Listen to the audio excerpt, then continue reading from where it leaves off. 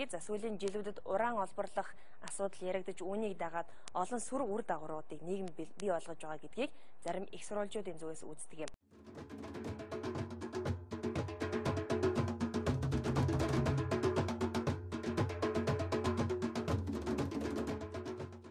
Мөн Монгол улсад ураны ордын хайгуул судалгааны ажил нийт нутаг дэвсгэрийн 70 орчим хувийг хамарсан гэж байна.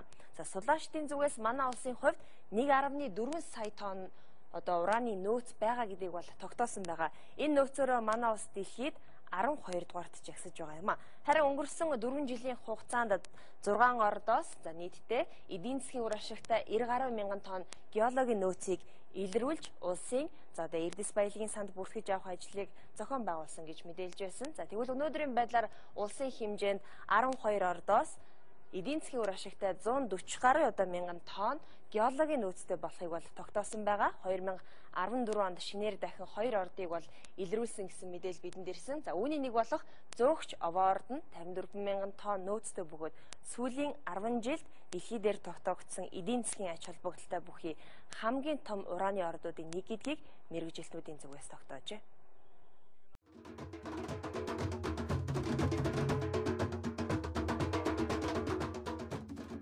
Болж байгаа компаниудын 46 орчим хувь нь бол газар дор уусган ажиллагаа аргаар олборлож байгаа. Хойшид бол ер нь ураныг бол их хвчлэн газар дор уусган ажиллагаа аргаар олборлоно гэсэн тийм хандлагатай байна.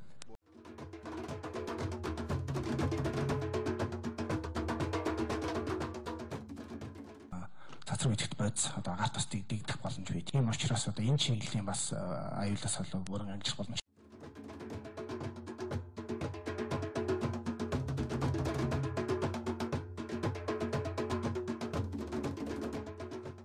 Гуравдугаар асуудал эдийн засгт бол маш их хэмнэлт бий.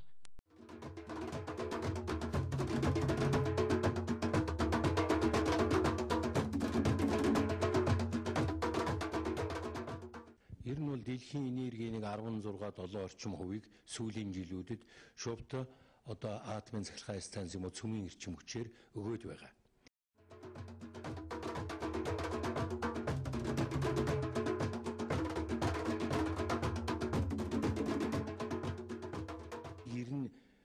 Бүгдийн мишэлдээ 100% хэрэггүй, 100% байх ёсчгүй.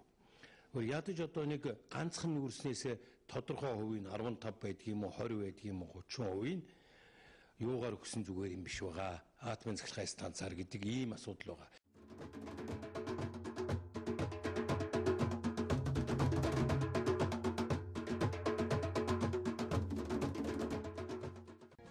Тэр блок орн жишээлбэл 25 мегаваттын чадалтай манай нэг 2 аймгийг юм уу хангацдаг газар дор байршуулдаг ийм технологиуд одоо гарч ирж байна. Тэгэхдээ явандаа бол хэрэгтэй бол манайх шиг юм нутаг дэвсгэр томтоо сэрэгцсэн нутагш юу хүн амтай газар болвол тэрийг зарим аймагуд 2 аймгийн дунд ашиглаж болно.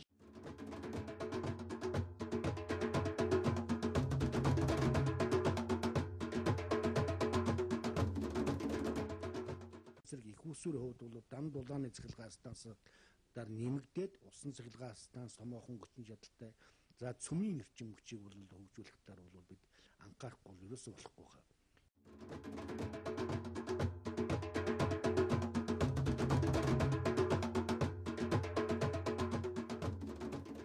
Цөмийн энерги бол энэ нүүрс нэвт шигийн утаа тордог, баг гаргадаг. Ийм учраас байгаль орчинд ээлтэй юм.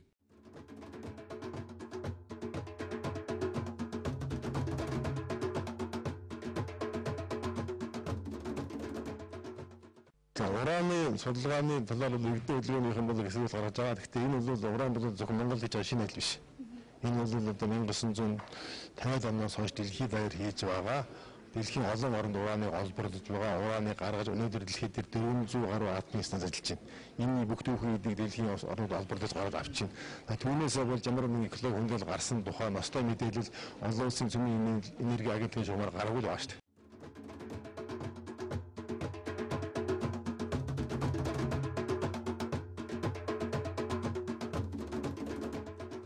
Ерөн цөмийн эрчим хүч бол одоо дэлхийн холын ирээдүйн одоо гол их усүр байх учраас энэтэй холбоотой одоо ураны уул уурхай одоо гарцааг хөгжүүлэх ёстой.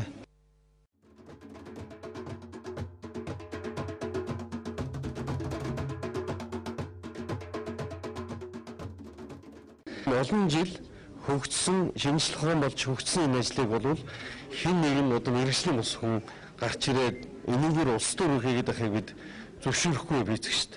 Энэгээр шоу хийх зөвшөөрөхгүй. Энэгээр хэн нэгэн хүн PR хийхийг бид зөвшөөрөхгүй гэдгийг нь эрдэмтэд хэлж байгаагаараа өнөөдөр давуу талтай болж байна.